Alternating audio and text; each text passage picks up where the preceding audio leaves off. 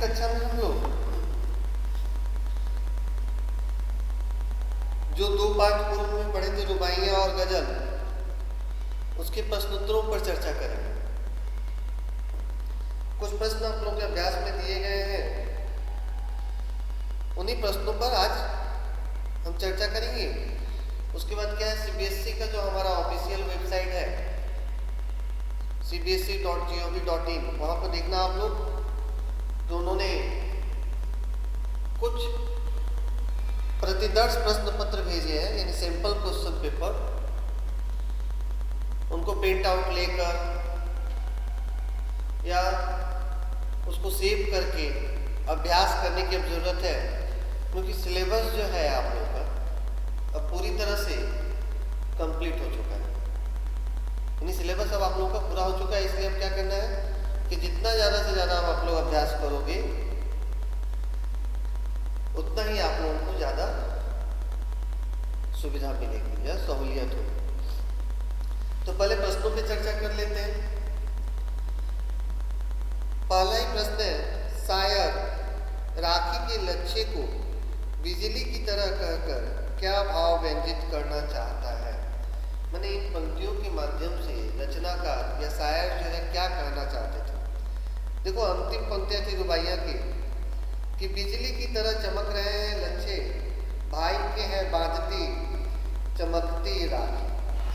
तो जैसे बिजली एक चमक उत्पन्न करती है, उसमें एक रोशनी होती है, उसी प्रकार भाई बहन का जो ये पर्व जो है अटूट प्रेम का, अटूट संबंध का,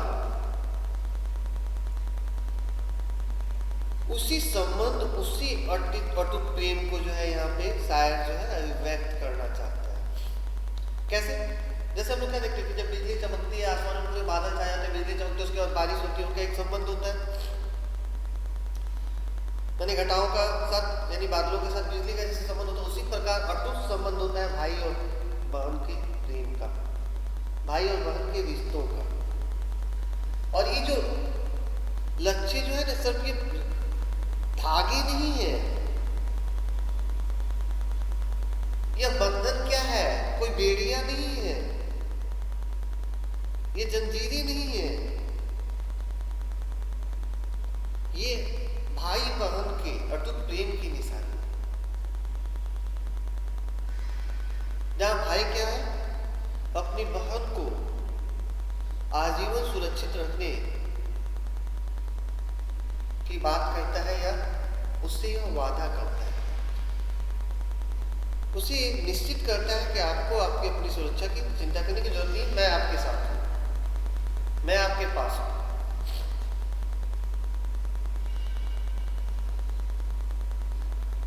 दूसरा प्रश्न व्याख्या के दौरान मैंने पढ़ाया भी था कि खुद का पर्दा खोलने से क्या आशय है। तो मैंने कवि की पंक्तियों का भी उल्लेख किया था कि बुरा भोजन मैं चला, बुरा न मिला कोई, क्या कहते हैं, बुरा भोजन मैं चला या बुरा देखकर मैं चला, दोनों संदर्भों में देख सकते हो इसे। दो जगहों पे दो तरह की बातें देखने को मिलती हैं। कि जगहों पे मिलता है कि बुरा देखकर मैं चला, बुरा न मिला कोई, अपने भीतर झांक के देखा तो मुझसे बुरा न हो। तो कई जगहों पे क्या होता है कि बुरा भोजन मैं चला, बुरा न मिला कोई, सामान्यतः देखने के संदर्भ में ही ज्यादा सटीक है। तो कि जब हम दूसरे में बुराई खोजने चलते हैं, कभी कहते कि मैं पूरे संसार में घूम आया, कहीं मुझे कोई बुराई नहीं मिली, लेकिन जब मैंने अपने भीतर झांक कर देखा तो मुझे लगा सबसे बुरा व्यक्ति तो मैं ही हूं, बुराई तो मेरे भीतर ही है। तभी तो मैं दूसरे में बुराइयों को खोज रहा हूं, दूसरे में कमियों को खोज रहा हूं। अगर मेरे अंदर अच्छी बातें होती, अच्छाइयां होती, तो मैं अच्छाइयों को खोजता। तो उसी प्रकार क्या है कि जब हम किसी दूसरों की कमियों को उजागर करना चाहते हैं, दूसरों में गलतियों को जब खोजते हैं, तब ये भूल जाते हैं कि हम उनकी कमियों या उनकी गलतियों को नहीं खोज रहे हैं, बल्कि अपनी कमियों या गलतियों को भी उजागर कर रहे हैं, दूसरों के सामने प्रकट कर रहे हैं। इस पे तो बहुत विस्तार से चर्चा की थी मैंने कक्षा में। किस्मत हमको रोले हुए है, हम किस्मत को रोले हैं। इस पंक्ति में शायर की किस्मत के साथ तनातनी का रिश्ता व्यक्त हुआ है, चर्चा की। मैंने दोनों में एक अनुबंध देखने को मिलती है। तो मैंने उस दिन कक्षा में भी कहा था कि जिस तरह हम लोग किस्मत या भाग्य को दोष देते हैं जब जीवन में असफलता प्राप्त करते हैं या जब हमें कामयाबी नहीं मिलती है, क्या कभी हम लोगों ने सोचा है कि तब किस्मत या भाग्य भी हमें दोष देता होगा? वो भी तो कह सकता है कि हे ईश्वर, हे प्रभु, आपने मुझे ऐसे मनुष्य के शरीर में क्यों प्रवेश कराया? क्यों मुझे ऐसे मनुष्य के पास भेजा जो हमेशा किस्मत या भाग्य का रोना रोता रहता है, मुझ पर रोते रहता है, मुझे पूछते रहता है।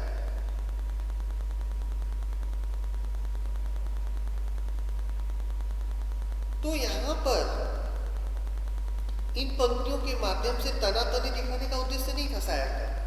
शायर का उद्देश्य है कि किसी भी कार्य में अगर हमें असफलता प्राप्त होती है, हम सफल नहीं हो पाते हैं, तो हमें अपने भाग्य या किस्मत को दोष देने की आवश्यकता नहीं है, बल्कि हमें और प्रयास करने की जरूरत है, और अधिक सजग सचेत होने की जरूरत है, और अधिक कर्मठ होने की जरूरत है कि जिस कारण से भी हमें जो असफलता प्राप्त हुई है, हम उसमें फिर से सफल हो सकें।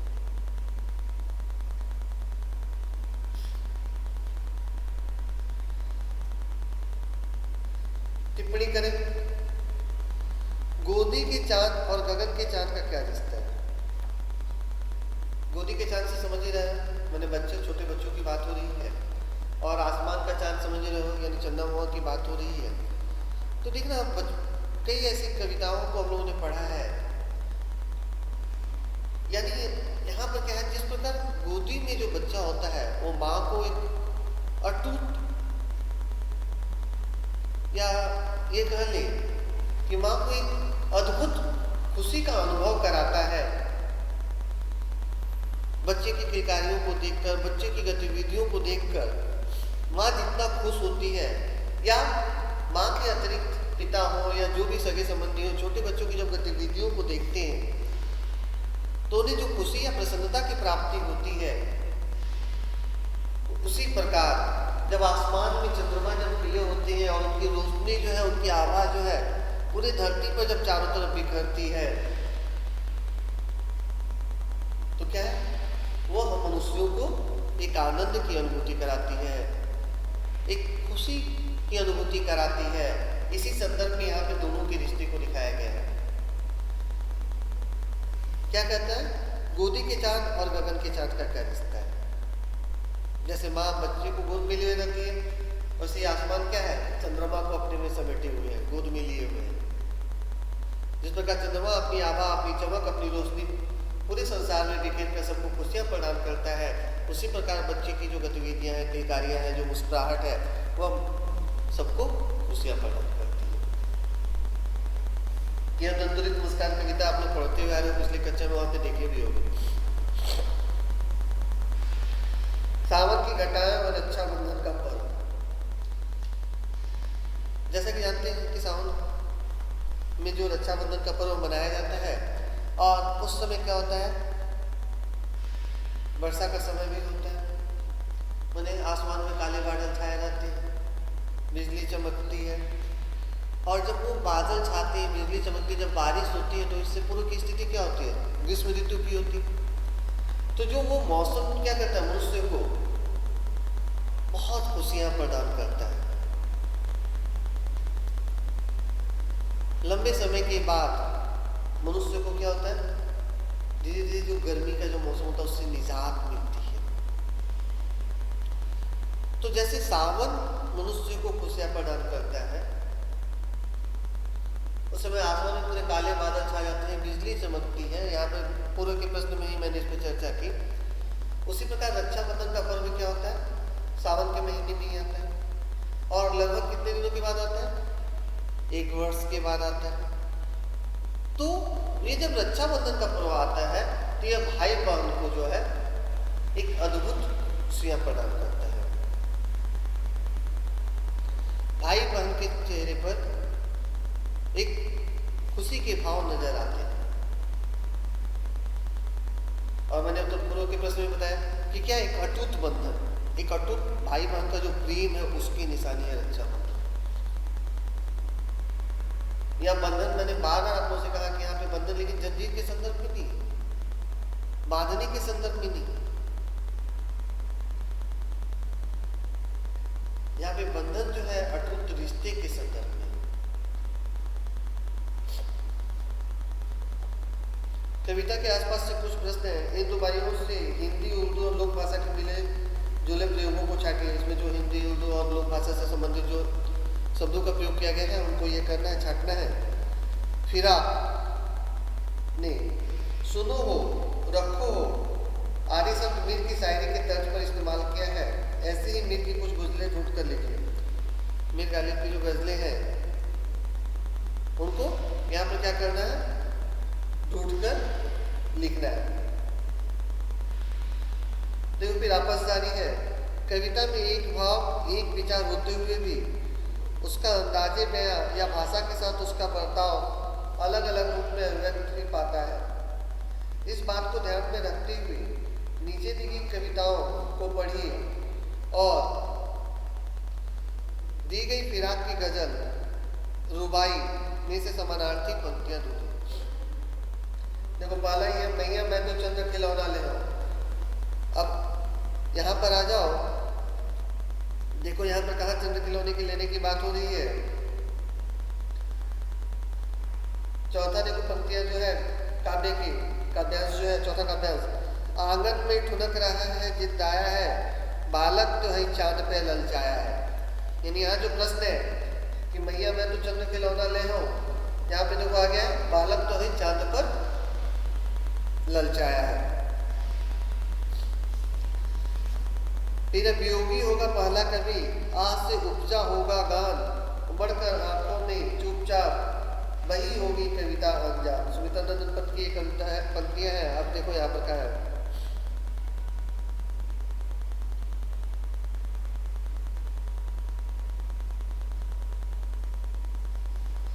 क्या वियोगी होगा पहला कवि, आह से उपजा होगा गान, उमड़कर आंखों से चुपचाप वही होगी कविता अनजान।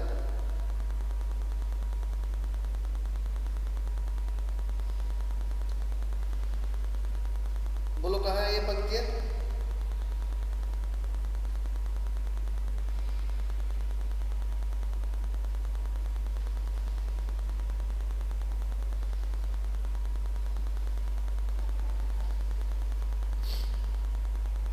Neetu sir I can't see you sir. Neetu एक बार ये करो, फोन कट करके फिर से ज्वाइन करो।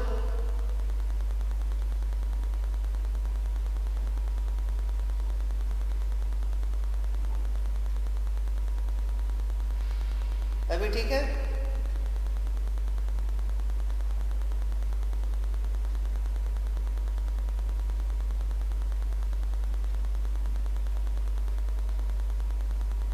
ठीक।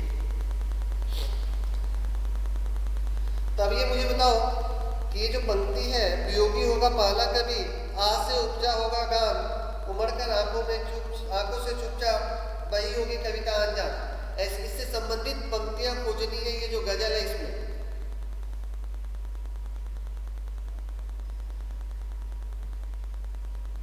देखो ये पंक्ति है, आबो ताब असार न पूछो तुम भी आंखें रखे हो, ये जगमग बैतों की नमक है या हम मोती रोले हैं। मानी ये मेरी शायरी है या मेरे हृदय की पीड़ा है। वो अपने क्या कर रहे हैं, अपनी बातों को, अपने दर्द को, अपनी भावनाओं को यहाँ पे व्यक्त कर रहे हैं। या एक जगह और है, सटके फिराक एजाजे सुकन के कैसे उड़ा ली ये आवाज, इन गजलों के पर्दों में तो मीर की गजलें बोले हैं।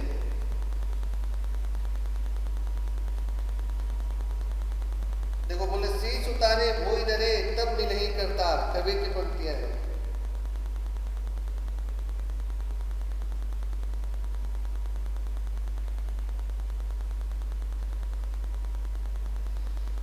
शीश उतारे भोई डरे तब मिल ही करतार। देखो यहाँ पे फितरत का कायम है, तवाजुद आलम हुस्न इश्क में भी उसको उतना ही पाते हैं खुद को जितना खोले हैं।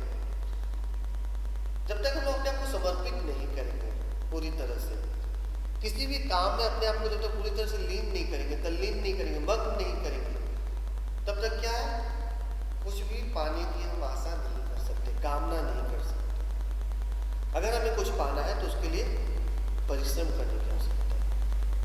उसके प्रति हमारी समर्पण की भावना होनी चाहिए। तो ये प्रश्न उत्तर थे। तो इसमें से किसी के मन में कोई भी प्रश्न, क्लास में तो तुम लोग दो लोग ही ज्वाइन किए हो, एक नीतू है और मुझे लग रहा है एक रिम्पी। तो इन प्रश्नों को लेकर अगर किसी के मन में कोई भी संदेह है तो पूछ सकते हो मुझसे।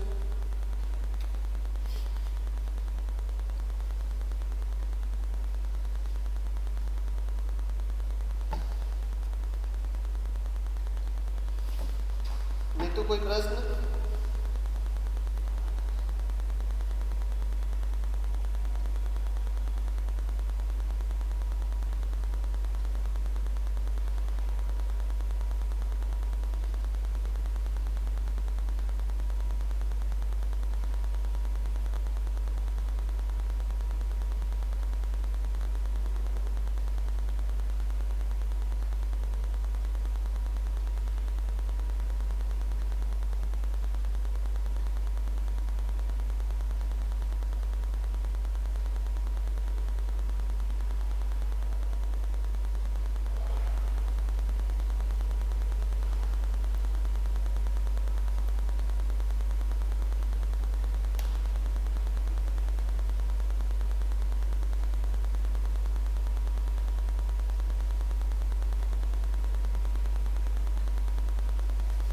कविता के आसपास का 2 नंबर। फिराक में सुनो हो, रखो हो आदि सब मीर की शायरी के तर्ज पर इस्तेमाल किए हैं। ऐसे ही मीर की कुछ गजलें ढूंढ कर लिखिए। माने यहाँ मीर जो है उनके गजलों को ढूंढ कर लिखना है। ये प्रश्न ऐसे पूछे नहीं जाते, ये प्रश्न पढ़ने के लिए, ठीक है। या मीर की गजलों को खोज कर लिखना है।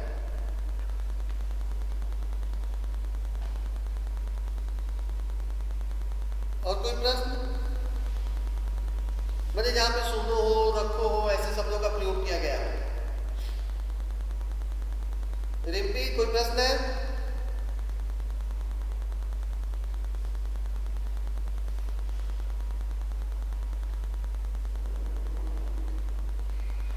ठीक है, तो मैं एक सैंपल पेपर लेकर आया हूं।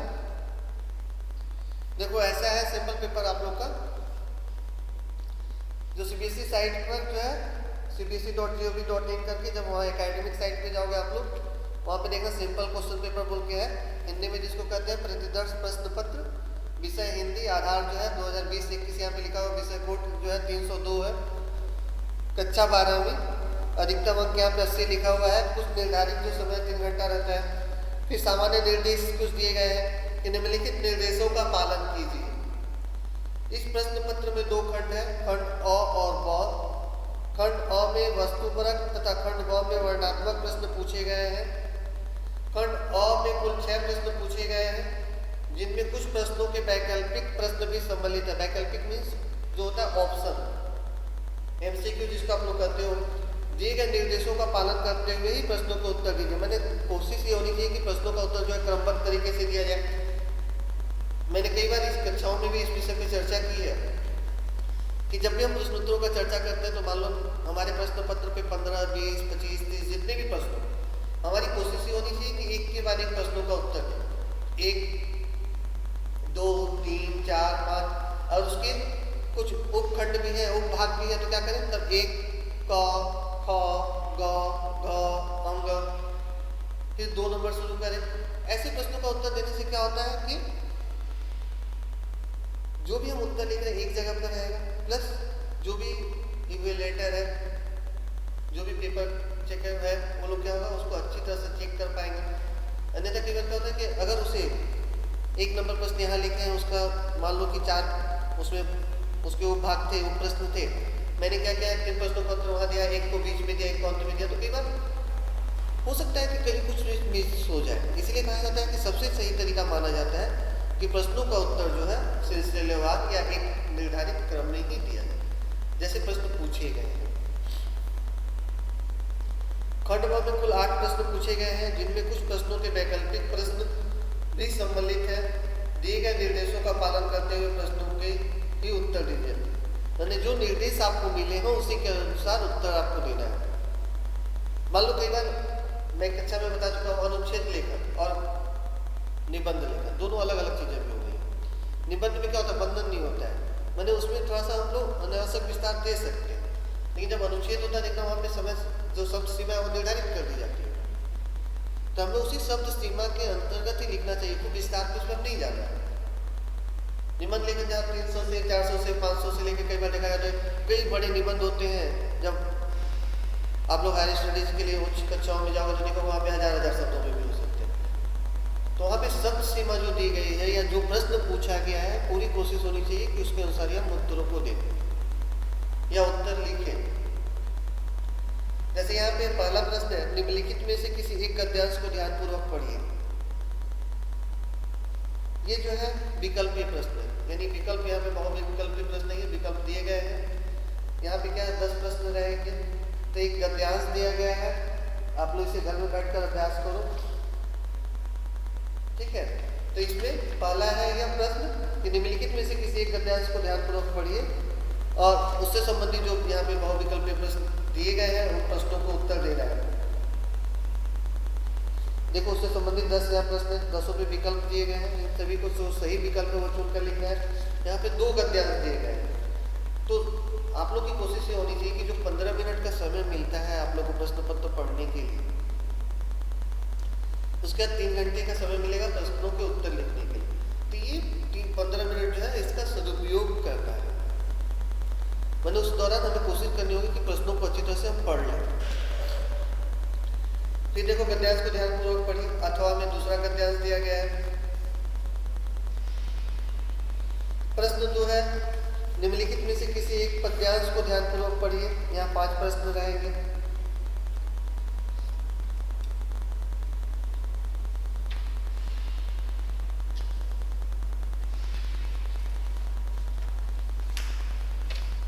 यहाँ पर भी 2 पद्यांश है, दोनों में से किसी एक पद्यांश को पढ़ना है और उसके उत्तर जो है किसी एक का उत्तर हमें देना है। यहाँ स्पष्ट ध्यान देना है, निम्नलिखित में से किसी एक पद्यांश को ध्यानपूर्वक पढ़ लीजिए। जिस प्रश्न का पद्यांश को पढ़ के आपको उत्तर देना है उसको अच्छी तरह से पढ़ लीजिए, उसका उत्तर भी आपको देना है। यहाँ पे 5 प्रश्न।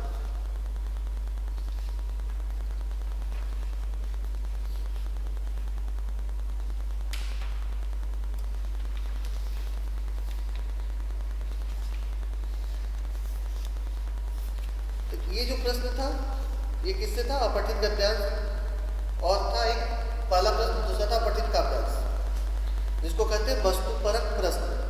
क्या है ये, वस्तुपरक प्रश्न।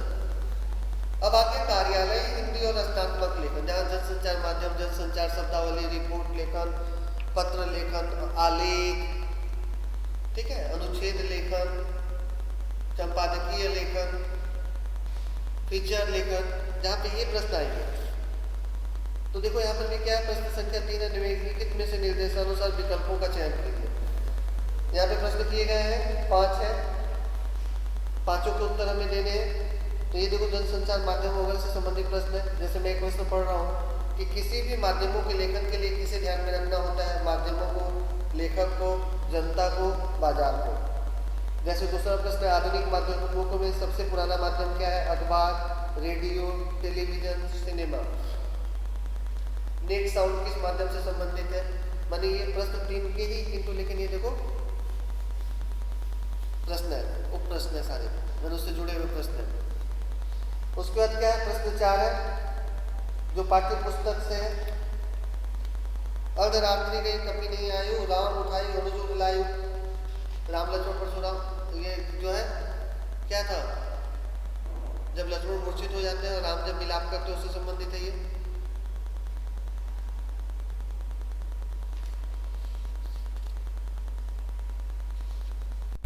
फिर देखो एक गद्यांश है, एक काव्यांश से संबंधित प्रश्न थे, फिर एक गद्यांश से इसी प्रकार के प्रश्न आ रहे हैं। मैंने उस गद्यांश को पढ़ना है और उससे संबंधित जो प्रश्न पूछे जाएंगे उसके उत्तर को देना है। पूरक पाठ्य पुस्तक, प्रश्न संख्या 6 जो है देखो सिल्वर वेडिंग है। यहाँ जो प्रश्न किए गए हैं, सिल्वर वेडिंग, सिंधु सभ्यता, फिर तीसरा प्रश्न है किसंदा, फिर चौथा है अतीत में दबे पांव, तो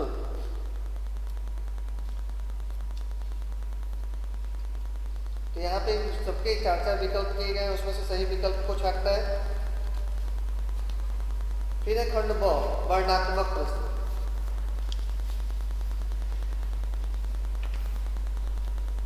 देखो यहाँ पर है निम्नलिखित में से किसी एक विषय पर, यहाँ पे कार्यालय हिंदी और रचनात्मक लेखन से आएगा।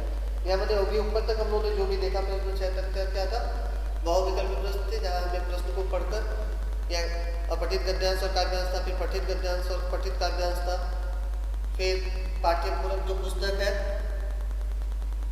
वेदांत उससे संबंधित प्रश्न थे। देखो यहाँ निम्नलिखित में से किसी एक विषय पर लगभग 150 शब्दों में यानी 150 शब्दों में जो है रचनात्मक लेख लिखता है। विषय क्या है? अचानक जब हमारी मेट्रो रुक गई, जब मेट्रो ट्रेन रुक जा रही है उसके संदर्भ में है। दूसरा है मसूरी के रास्ते बस का खराब होना, आप मसूरी की यात्रा पर जा रहे हो, रास्ते में बस खराब हो जा रही है। तीसरा है नदी किनारे बरसात में गिर जाना, अब नदी के किनारे घूमने के लिए अचानक बारिश आ गई। तो इस सबके अनुभवों को साझा करना, लिखना है। आगे देखो प्रश्न 8वां, जिसके कारण हम लोग पूरे वर्ष ग्रसित रहे या विभिन्न प्रकार की समस्याओं का सामना किए। क्या है कि कोरोना के बढ़ते मामले को ध्यान में रखते हुए अपने कॉलोनी की सुरक्षा के लिए नियमित सैनिटाइज की मांग करते हुए अपने नगर निगम के अधिकारी को पत्र लिखिए। यानी क्या हो गया, ये औपचारिक पत्र है जिसको अंग्रेजी में हम लोग कहते हैं फॉर्मल लेटर। अथवा आपात स्थिति में खाद्य पदार्थों की बढ़ती कीमत की समस्या के प्रति चिंता व्यक्त करते हुए किसी दैनिक समाचार पत्र के संपादक को पत्र लिखिए। ये भी औपचारिक है। यानी यहाँ पर आप लोग देख रहे हो कि 2 पत्र जो पूछे गए दोनों किंतु औपचारिक से ही संबंधित है। ऐसा नहीं है कि एक औपचारिक और एक अनौपचारिक दिया गया है। तो जो मैंने बार बार औपचारिक पत्र लेखन के जो नियम बताए थे कि सबसे पहले क्या करना है, पता अपना देना है, फिर दिनांक, फिर सेवा में जिसको हम पत्र लिख रहे हैं, जैसे यहाँ पे मान लो किसको है, नगर निगम अधिकारी को लिखना है, तो नगर निगम अधिकारी का जो पता है वो देकर फिर क्या करना है, विषय लिखना है। इसलिए तो कॉलोनी की सुरक्षा के लिए नियमित सैनिटाइज की मांग करती हूँ, यानी कॉलोनी में नियमित सैनिटाइज की व्यवस्था कर दी जाए या कॉलोनी को नियमित सैनिटाइज किया जाए, इस हेतु प्रार्थना करता हूँ। ये विषय हो गया। फिर महोदय, फिर क्या कहा था, देखा किसके, महोदया। उसके बाद पत्र लिखना है कि आपसे विनम्र निवेदन है कि मैं इस कॉलोनी में रहने वाला हूँ या इस कॉलोनी का निवासी हूँ।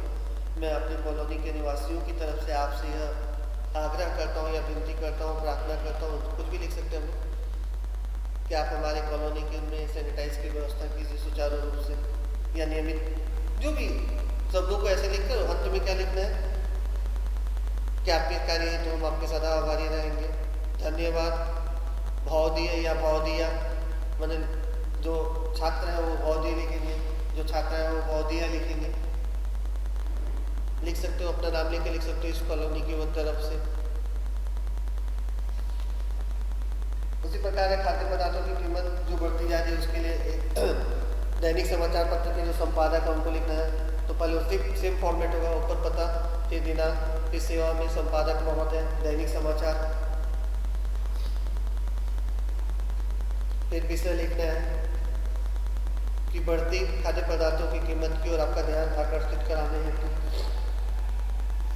या इस समस्या को आपके अखबार में प्रकाशित कराने हेतु। 9वां प्रश्न, निम्नलिखित प्रश्नों को उत्तर लगभग 40 से 50 शब्दों में लिखिए। कविता की रचना के लिए शब्द कितना आवश्यक है, या कहानी में कथानक क्या है, उदाहरण देकर समझाइए। यानी बिना शब्दों की क्या कविताओं की रचना हो सकती है, और कब शब्द भी कैसे होने चाहिए। शब्द भी ऐसे होने चाहिए कि वह काव्य में रोचकता उत्पन्न करे, पाठक वर्ग को पढ़ने के लिए या पाठक वर्ग में एक रोमांच का अनुभव करे। तो यह है कि अगर ऐसा आता है कविता की रचना के लिए, यह रचना से संबंधित प्रश्न है मैंने आपके रचनात्मक लेखन को देखने के लिए यहाँ पे ऐसे प्रश्न पूछे जाते हैं। जो ऊपर उन्होंने देखा था वो निबंध से हो गया था। यहाँ पे कविता या कहानी की कथानक, अगर मान लो किसी कहानी में कथा ही नहीं रहा, मतलब उसका कोई कहानी ही नहीं रही, तो बिना क्या किसी घटना, बिना किसी पात्र या बिना किसी विषय की क्या कहानी लिखी जा सकती है? नहीं लिखी जा सकती। तो ही बोल रहा है तो उदाहरण देकर समझाइए। तो कोई भी उदाहरण दे सकते हो कि बिना किसी विषय के या बिना किसी घटना के किसी भी कहानी की रचना नहीं की जा सकती। कथानक के लिए क्या है कि मैंने किसी भी कहानी की रचना के लिए कथानक का होना अति आवश्यक।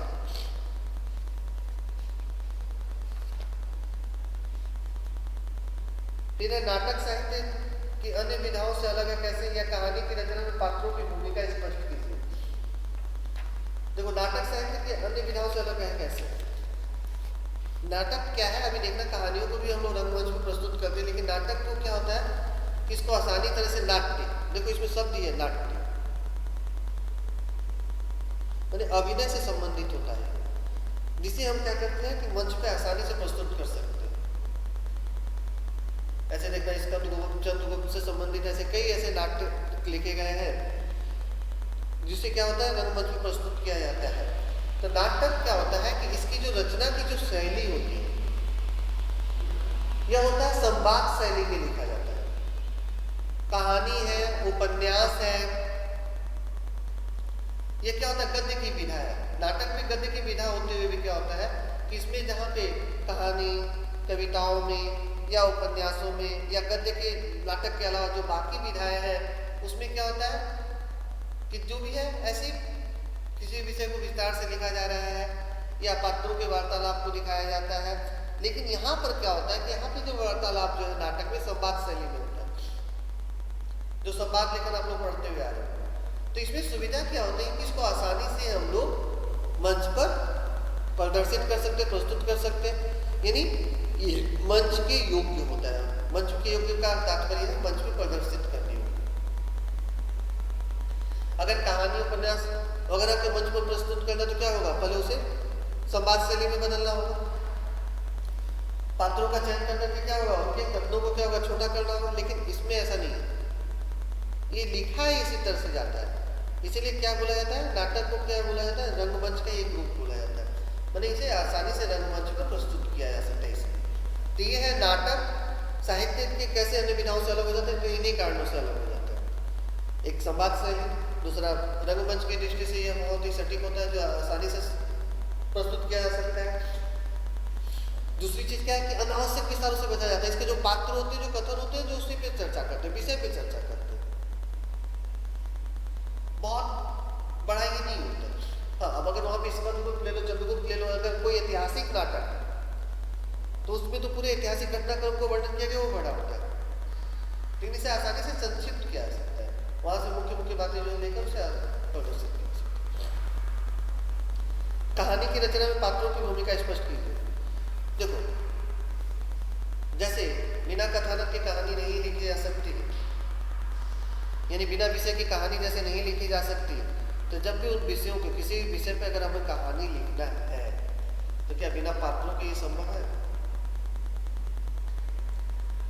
लखनवी अंदाज, जो लोग इस विषय से आए हो, देखना एक पाठ पढ़े होगे लखनवी अंदाज, जहाँ पे रचना का स्पष्ट कहता है कि बिना घटना, बिना पात्रों के अगर कहानी लेखन की जा सकती है, कहानी लिखी जा सकती है। खीरे के संदर्भ में वहां पे बात हो रही थी, तो बिना खाए पेट क्यों नहीं भर सकता? अगर मैं अभी आप लोगों से कहूँ कि आप लोग सभी लोग जो है खाने की सिर्फ कल्पना करो, आप लोग कल्पना करो कि आप लोग खा रहे हो, सबके पेट भर जाएंगे? तो कल्पना करने मात्र से नहीं भरेंगे। तो अगर पेट को भरना है तो खाना पड़ेगा। उसी प्रकार अगर किसी कहानी की रचना करनी है तो उसके लिए विषय भी आवश्यक है, और जब विषय होंगे तो उसमें पात्र होंगे ही। बिना पात्रों के क्या कोई घटना घटित हो सकती है? नहीं। तो इसीलिए क्या होता है कि पात्रों की अहम भूमिका होती है, क्योंकि पूरी कहानी जो है, पूरा विषय जो है, वो पात्रों के इर्द गिर्द ही घूमता है। फिर देखो आ गया, निम्नलिखित प्रश्नों को उत्तर लगभग 40 से 50 शब्दों में दीजिए। देखो यहाँ पे जब बार बार बोल दे जा रहा है कितने में उत्तर देना है। विशेष लेखन को उदाहरण देकर स्पष्ट कीजिए। विशेष लेखन क्या होता है? जब किसी विशेष विषय पे लिखा जाता है उसको हम लोग विशेष लेखन कहते हैं।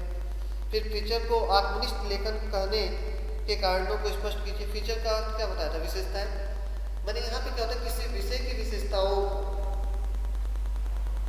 उजागर किया जाता है, इसीलिए आत्मनिष्ठ लेखन करते हैं। क्योंकि जब भी हम किसी के गुणों के बारे में या उसके जब अवगुणों के बारे में बताते हैं, तो जब तक उसमें आत्मनिष्ठ नहीं होगी, मैंने जब तक उसको हृदय के स्तर पे, आत्मा के स्तर पे, मन के स्तर पे नहीं सुन।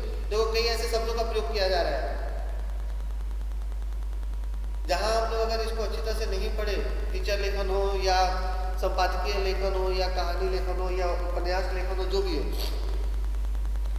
तो अगर अच्छी तरह से नहीं पढ़ेंगे तो इन प्रश्नों को उत्तर देना। क्या बोल रहा है यहाँ पे? आत्मनिष्ठ। तो आत्मनिष्ठ माने आत्मा के स्तर पर विचार करके। जब कभी कहते हैं तू कहता आंखन दे कि मैं कहता, तू कहता कागज ले कि मैं कहता आंखन दे। कबीर की क्या विशेषता थी कि जब भी वो किसी दूसरे पर जब उंगली उठाते थे ना, दूसरे पर जब वो कटाक्ष करते थे, प्रहार करते थे, उससे पहले वो अच्छी तरह से अपने आप को ये कर लेते थे, जांच लेते थे, परख लेते थे, अपने आप को ठीक कर लेते थे। तब जाकर समाज में जो कुरीतियां थी, जो बुराइयां थी, जो गलत चीजें थी, उसका वो विरोध करते थे। तो ही वो बता रहे हैं कि फीचर को आत्मनिष्ठ करना मतलब उसके जो विशेषताओं को जो हम लिखने जाएंगे। फीचर यानी फिल्मी घटनाओं की यहाँ पे बात नहीं हो रही, मैंने बार बार कक्षा में चर्चा के दौरान कहा। फीचर का तो विशेषताएं, तो जब भी किसी विषय की विशेषताओं को आप लिखने जाओगे या उसके बारे में बताने जाओगे, तो सबसे पहले तो जरूरी है कि उस विषय को अच्छी तरह से समझा जाए और समझने के बाद उसको लिखना है। तो बोले लेखन के कहने का कारण करके स्पष्ट कर दीजिए। तो यही कारण है कि बिना जाने, बिना पढ़े, बिना अच्छी तरह से समझे उसको लिखा नहीं जा सकता है। आगे देखो अगला प्रश्न, संपादकीय लेखन क्या है या समाचार कैसे लिखा जाता है? समाचार में भी जानते ही मुख्य घटनाएं पहले आती है, तो ऐसे करके किस पृष्ठ पे किस घटना का होता है, अंतिम पृष्ठ वगैरह पे हम लोग देखते हैं कि सामान्यतः खेल वगैरह से संबंधित समाचार होते हैं। संपादकीय जो एडिटोरियल होता है, वहाँ पे संपादक के विचार होते हैं। 11वां प्रश्न है, निम्नलिखित प्रश्नों में से किन्हीं दो प्रश्नों को उत्तर लगभग 50 से 60 शब्दों में लिखिए। क्या है? कवितावली की कविता के आधार पर सिद्ध कीजिए कि तुलसीदास को अपने युग की आर्थिक विषमताओं की अच्छी समझते हैं। याद करो जहाँ पे वो बोलते हैं सबको नौकरी चाहिए, सबके लिए सुख चाहिए, शांति चाहिए, सबको अच्छी तरह से रहन सहन कर सके, उसके लिए ईश्वर से प्रार्थना करते हैं। बोलते भी हैं कि एकमात्र ईश्वर ही है जो हमारी मदद कर सकते हैं। वहाँ रावण नामक कलिकाल का वर्णन करते हैं, वो अत्याचारी का वर्णन करते हैं। फिर एक कैमरे में बंद अपाहिज कविता, कविता के बहाने। और प्रश्न 12 जो है, निम्नलिखित प्रश्नों में से किन्हीं दो प्रश्नों के उत्तर जो है 30 से 40 शब्दों में, यहाँ प्रत्येक के शब्द निर्धारित कर दिए गए। 13 नंबर प्रश्न, निम्नलिखित प्रश्नों में से दो प्रश्नों को उत्तर देना है, ये भी 50 से 60 शब्दों में। और 14वां प्रश्न, निम्नलिखित प्रश्नों में से किन्हीं दो प्रश्नों को उत्तर दीजिए जो 30 से 40 शब्दों में। ये प्रश्न 14 तक है आपके।